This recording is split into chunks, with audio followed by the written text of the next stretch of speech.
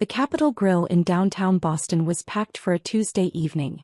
Leather booths, dark wood paneling, the quiet murmur of power conversations happening over $200 steaks. This was where deals got made, where executives courted investors, where my parents held their quarterly shareholder dinners for Chin Technologies. I stood at the entrance, looking at the private dining room where 23 people were already seated. My parents at the head of the table. My older brother Kevin beside them, perfectly positioned as heir apparent. A collection of investors, board members and key executives filling the remaining seats. There was no place card with my name. Andrew, my father said, noticing me hovering in the doorway. His tone carried the particular edge of irritation he reserved for inconvenient interruptions. What are you doing here? You sent me the invitation, I said quietly. Quarterly investor dinner. 7 o'clock. That was a mistake.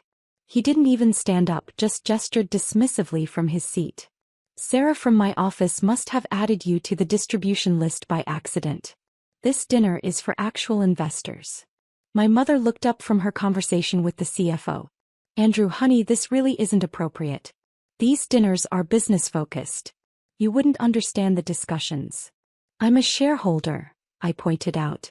Kevin laughed, the sound carrying across the private room. Andy, you own like what, 200 shares? That's barely worth the paperwork. This dinner is for people who actually matter to the company. Several of the other attendees chuckled politely. I recognized most of them. The venture capital firm that had funded Chin Technologies' Series B expansion, the angel investors who'd believed in my parents' vision back in 2016, the institutional investors who'd joined during the Series C round last year. I own more than 200 shares, I said. Fine, maybe 500. Dad waved his hand impatiently. The point stands. Everyone at this table has invested significant capital in Chin Technologies. Real money. Life-changing money. You're here because you're family, not because you're a serious investor. Mom stood, walking over to guide me away from the dining room entrance. Sweetheart, I know you want to be involved, but you need to understand business dynamics. These people have risked millions. They deserve exclusive access to company updates and strategic discussions. How much did they invest? I asked. That's confidential, she said automatically. Then softening. But between you and me? The smallest investor at this table put in $2 million. Most are in the $5 to $10 million range. That's the threshold for these dinners. I see. You're 27 years old. You work at a nonprofit. That's wonderful, truly, but it means you don't have the kind of capital that earns you a seat at this table. She squeezed my shoulder. There's no shame in that. Not everyone can be a major investor. Kevin appeared behind her, playing the supportive older brother role he'd perfected. Look, little bro, mom and dad are trying to be gentle. But this is embarrassing. For them and for you. These are serious business people. They don't want to spend dinner explaining basic concepts to someone who works in community outreach. I understand the concepts, I said. You think you do, Kevin corrected. That's different. I have my Harvard MBA. I've spent 3 years as VP of Operations at Chin Technologies. I live and breathe this stuff. You help organize food drives. It was true that I worked at a nonprofit. The Boston Community Development Fund, focusing on affordable housing initiatives. I'd been there for 6 years, ever since graduating from Boston University with a degree in urban planning. What Kevin didn't know, what none of them knew, was that I'd founded the organization. And funded it. With $15 million from my first tech startup exit. What they also didn't know was that I'd been systematically investing in Chin Technologies since its Series A round in 2016, carefully building my position through a network of shell companies and investment vehicles that kept my identity hidden from the cap table. You're right, I said quietly. I wouldn't want to embarrass anyone. Good man. Dad had joined the conversation, clearly wanting to resolve this quickly and return to his investors. Look, we'll do lunch sometime. Just us. I'll explain what's happening with the company. But tonight is for the people who've actually written checks. Understood. Mom kissed my cheek. Order something nice from the main dining room. Put it on my card. And Andrew, maybe think about where you want your career to go. The nonprofit work is admirable, but you're almost 30. It might be time to consider something more substantial. They walked back to the private dining room. The door closed. Through the frosted glass, I could see them returning to their seats, the dinner resuming as if I'd never been there. I stood in the hallway for a moment looking at my phone. Then I opened my banking app and navigated to my primary investment account at Thornhill Capital Management. The account that showed current holdings of $340 million across various investments and asset classes. Chin Technologies represented my single largest position. $94.7 million invested across 5 different entities over 8 years. I'd been 20 at my first exit, a mobile app for municipal service requests that I'd built during sophomore year. The city of Boston had acquired it for $8 million. I'd used $5 million of that to create 3 shell companies and invest in my parents' Series A round. At 22, my second company, a platform connecting nonprofits with corporate volunteers, had been acquired by LinkedIn for $31 million. I'd put $25 million of that into Chin Technologies Series B. At 24, a consulting project turned into a proprietary algorithm that Salesforce bought for $67 million. Another $40 million went into Chin Technologies Series C. By 25, I'd diversified into early-stage angel investments, cryptocurrency positions and real estate. But Chin Technologies remained my anchor investment. My parents' company. The family business I'd supported from the shadows while being treated like the disappointing son who chose social work over real business. I pulled up my contacts and called Martin Reeves, my portfolio manager at Thornhill. Andrew, Martin answered immediately. What can I do for you?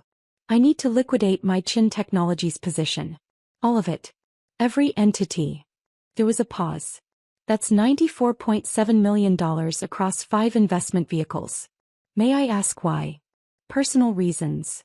I need to inform you of the consequences, Martin said carefully. Chin Technologies is preparing for an IPO next quarter. Your position could be worth $200 million or more after they go public. Liquidating now means leaving significant value on the table. I'm aware. And the liquidation will require SEC disclosure within 30 minutes. The board will be notified. Your identity as the beneficial owner will be revealed. I understand. Another pause. This is your largest position. Your anchor investment. Are you absolutely certain? I looked through the frosted glass at the dinner party I wasn't allowed to attend.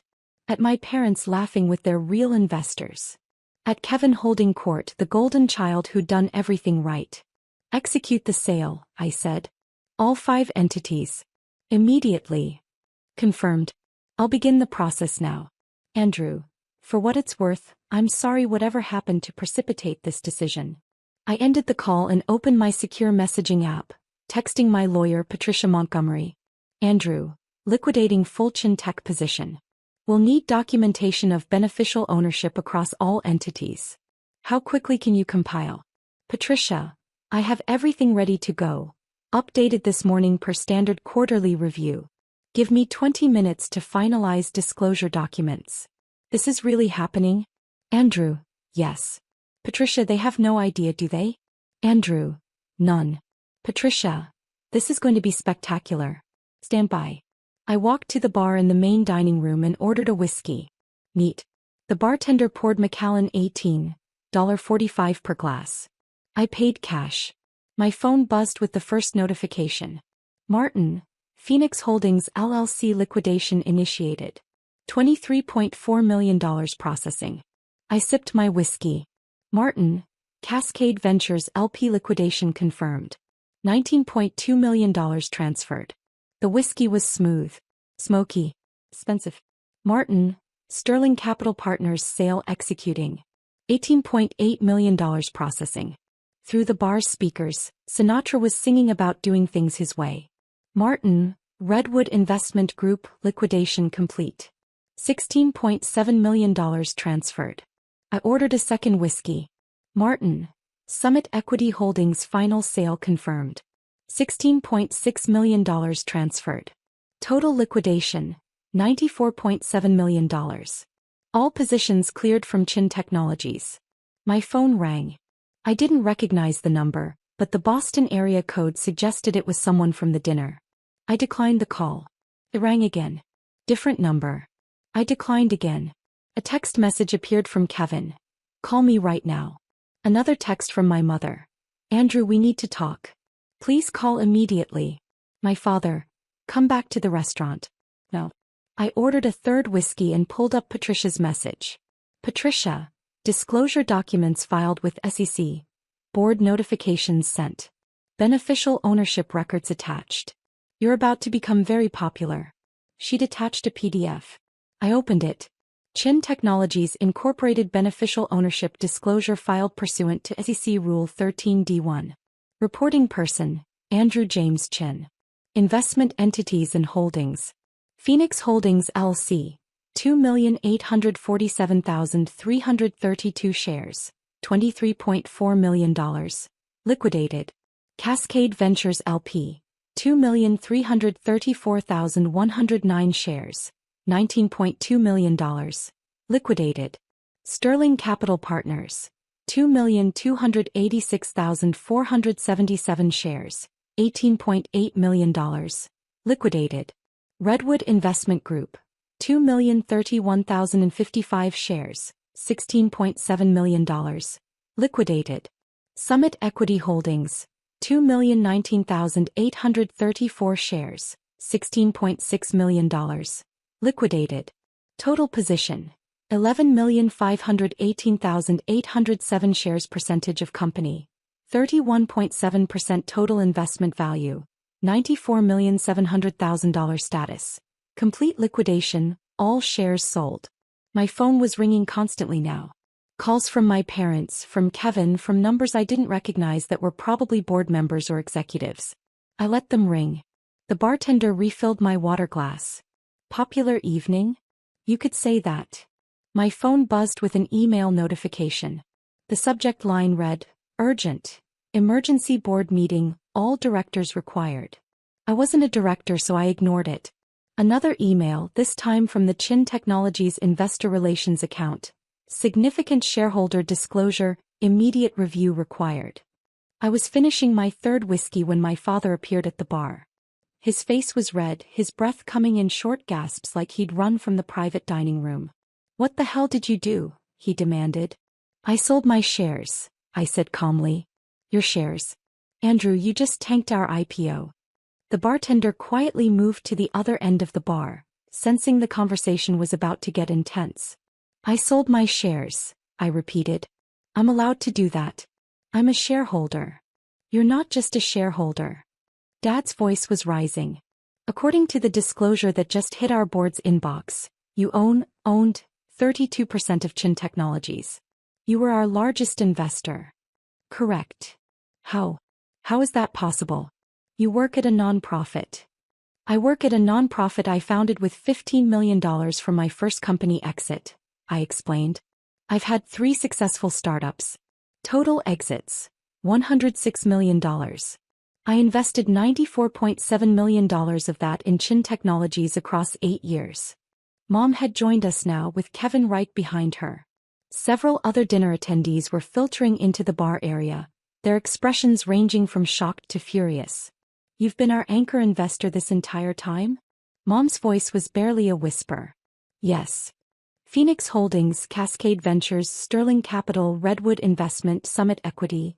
Those were all you? Correct. Kevin grabbed my arm. Do you have any idea what you've just done? We're supposed to go public in 3 months. Our largest shareholder just dumped everything. The IPO is dead. The company's valuation is going to crater. I gently removed his hand from my arm. Then you should have invited me to dinner. The bar had gone completely silent. Even the bartender had stopped moving, frozen mid-pour. Dad's face was cycling through colors, red to purple to an alarming shade of white. You destroyed our IPO. Because you weren't invited to dinner? No, I corrected. I sold my investment in a company whose leadership told me I don't belong at the table. That I'm not a serious investor. That I wouldn't understand business discussions. That I'm an embarrassment. You are embarrassing us. Kevin shouted. Look what you've done. A man I recognized as Robert Chin, no relation but the lead partner from Sequoia Capital who'd led the Series C, stepped forward. Mr. Chin, Andrew Chin, I mean. We need to discuss this rationally. Your liquidation is going to trigger catastrophic consequences. For whom? I asked. For everyone. Robert's professional calm was cracking. The other investors, the employees, the company itself. Your parents have built something remarkable over 12 years. You're going to destroy it. I didn't build Chin Technologies, I said. My parents did. I just funded it. Apparently that doesn't earn me a seat at the table. Mom had tears in her eyes. Andrew, please. This is our life's work. Your father and I have poured everything into this company. Not everything, I said quietly. I poured $94.7 million. You poured innovation and leadership. Both were necessary. But only one of us was dismissed as irrelevant. A woman from the dinner party, Margaret Wu, I thought from the Institutional Investor Group, spoke up. The market is going to react very badly to this. A 32% liquidation right before an IPO signals serious problems. Our fund will have to reassess our position. That's your prerogative, I said. You're going to trigger a cascade, she continued. If we pull out, others will follow. The company could lose 60% of its value in a week. My phone buzzed. Martin, stock price down 23% in after-hours trading. News spreading fast. Another message. 3 institutional investors have requested emergency calls. 2 are discussing liquidation. I showed the messages to the assembled group. Dad collapsed onto a bar stool. This can't be happening. Let me make sure I understand the situation, I said, setting down my empty glass. 8 years ago, I invested $5 million in Series A when Chin Technologies was worth $20 million. You were struggling for funding. Most VCs had passed. You were 3 months from bankruptcy. No one contradicted me. I invested another $25 million in Series B when the 2020 recession hit and your original investors got cold feet. That funding kept you operational through the pandemic. Mom nodded slowly, recognition dawning. Series C, I put in $40 million to fund your international expansion. And over the years I've provided bridge financing, emergency capital, and patient money that never demanded board seats or operational control. The silent partner, Robert said softly. We always wondered who was behind those entities. They showed up at every critical moment. Never asked questions. Never interfered. Just provided capital when we needed it most. That was Andrew? Kevin's voice cracked. This whole time, I confirmed. While you were getting your Harvard MBA, I was building and exiting companies. While you were climbing the corporate ladder at Chin Technologies, I was managing a $340 million portfolio. While you were explaining to me how business works, I was funding your salary. But you never said anything, Mom protested. You never told us. I wanted to see if you'd value me for who I am, I said. Not for what I have. I wanted to know if my parents would respect my work, my choices, my contributions without knowing about the money. That's not fair, Dad said. Isn't it? You built a company worth $300 million. I'm proud of you. Genuinely proud. I invested almost $100 million because I believed in what you created. I gestured toward the private dining room. But tonight you told me I don't belong at the table. That I'm not a serious investor. That I'm an embarrassment. We didn't know. Kevin shouted. Exactly, I said quietly. You didn't know and you treated me like I was worthless anyway. What does that say about how you evaluate people? If I'm not worth listening to when you think I'm a non-profit worker, but suddenly I'm important when you know I control 32% of your company, your entire value system is broken. My phone rang. I glanced at the screen. Patricia. I answered on speaker. Andrew, the SEC filing is public. Bloomberg just picked it up. TechCrunch is running a story. The headline is, Chin Technologies loses anchor investor ahead of planned IPO. She paused. It's going viral. Thank you, Patricia. Also, I'm getting calls from 3 different law firms representing Chin Technologies investors. They want to know if you're willing to discuss reversing the liquidation. I'm not. Understood. I'll inform them. Another pause. For what it's worth. I'm sorry it came to this. I ended the call. The bar crowd had grown. At least 15 people from the investor dinner were now clustered around, their faces showing various stages of shock, anger, and panic. A younger man I didn't recognize pushed forward. I'm David Huang from Benchmark. We invested $8 million in Series C. Your liquidation just cost us $2 million in paper value, and if the IPO collapses we could lose everything. Then you should ask Chin Technologies leadership why they alienated their largest investor, I replied. Over a dinner invitation? David's voice was incredulous. Over 8 years of dismissal, I corrected. The dinner was just the final data point in a very long pattern. Robert from Sequoia was on his phone, speaking in urgent tones. He ended the call and turned to my parents. The IPO underwriters want an emergency call. Tomorrow morning. They need to understand the stability of the shareholder base. What do we tell them? Mom asked desperately. The truth, I said. That your largest investor liquidated his position because company leadership told him he didn't belong at the table. That should make for an interesting prospectus disclosure. Kevin's face had gone from angry to calculating. How much would it take to reverse this? Name your price. There is no price. Everyone has a price. $10 million? $20 million? We can structure it as consulting fees, advisory role, whatever you want. I don't want your money, I said. I have $340 million. What I wanted was respect. Basic human respect from my family. But apparently that was too much to ask. Dad finally stood up. Son, please. I'm begging you. Don't destroy what we've built. I'm not destroying anything, I replied. I'm removing my capital from a company whose values don't align with mine. That's prudent portfolio management. Our values. Mom's voice rose. We built this company on innovation and integrity. You built it on my capital, I countered. Capital you accepted for 8 years while simultaneously telling me I wasn't serious enough, smart enough, or business savvy enough to warrant basic inclusion. That's not integrity. My phone buzzed again.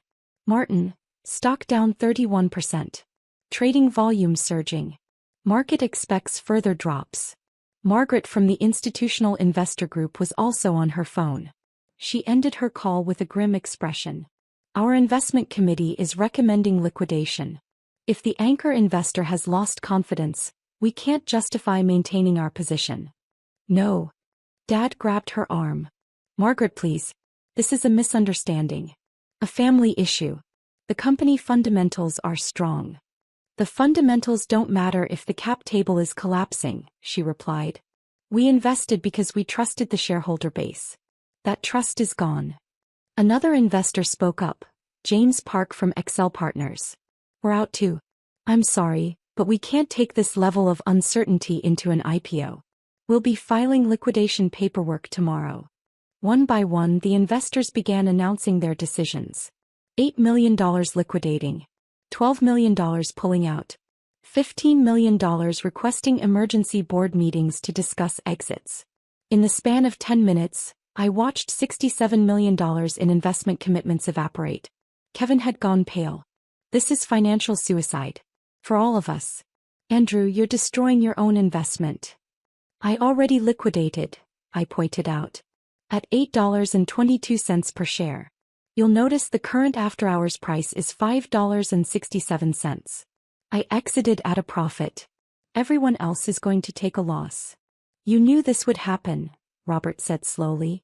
You knew liquidating would trigger a cascade. I understood the probable outcomes, yes. So this is revenge.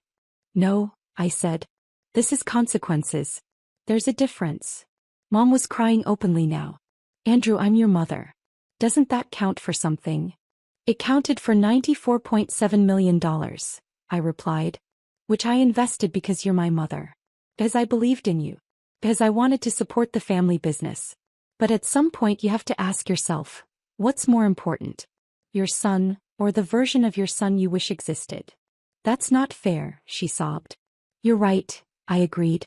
It's not fair that I had to prove my worth with a 9-figure investment before my own parents would take me seriously. But here we are. Patricia called again.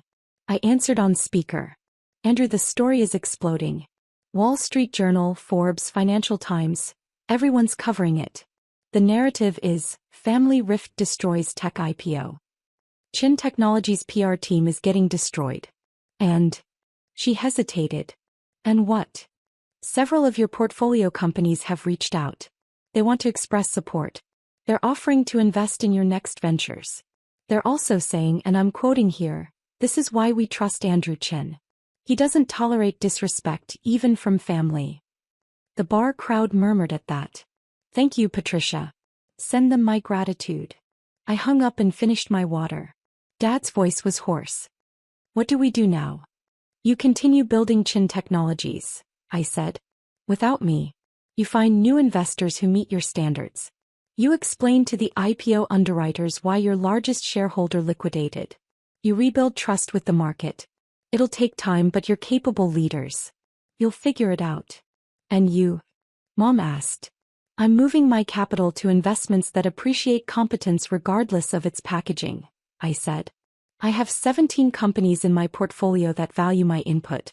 I'm expanding my angel investing. I'm starting a fund focused on overlooked founders. People who get dismissed because they don't have the right pedigree or background." "People like you," Kevin said bitterly.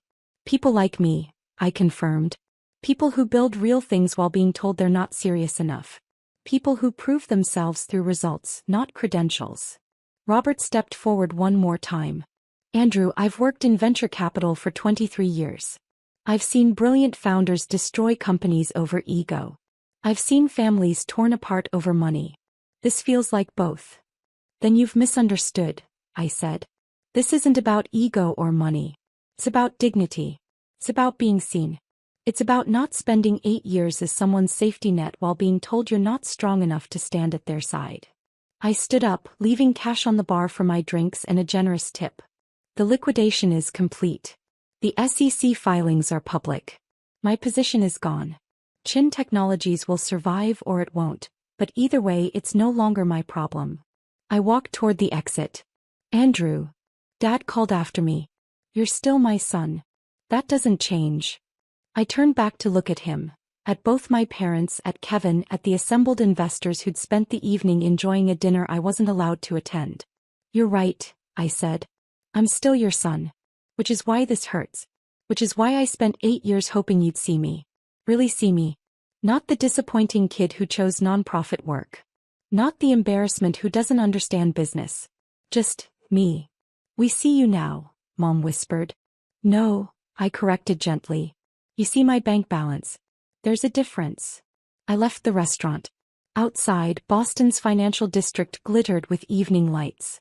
Skyscrapers housing the companies I'd invested in, the startups I'd mentored, the portfolio I'd built while living in a modest apartment in Cambridge and working at a nonprofit.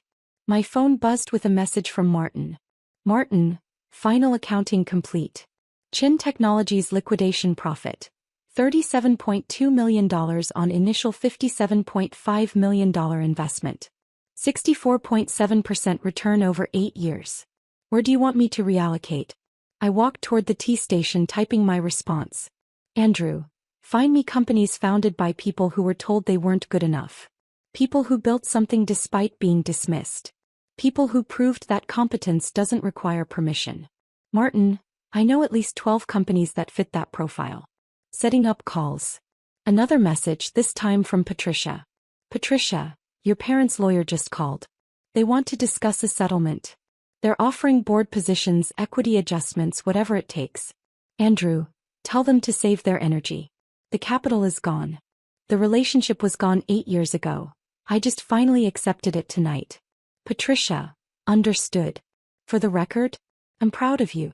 I descended into the subway station, leaving behind the restaurant, the dinner, the family that had finally seen what I was worth.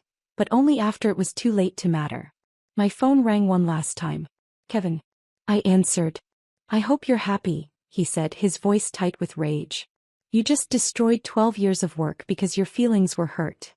"No," I said calmly. "I removed my investment from a company that demonstrated it doesn't value its stakeholders. That's not emotion. That's fiduciary responsibility. You're going to regret this." "Maybe," I acknowledged. "But probably not.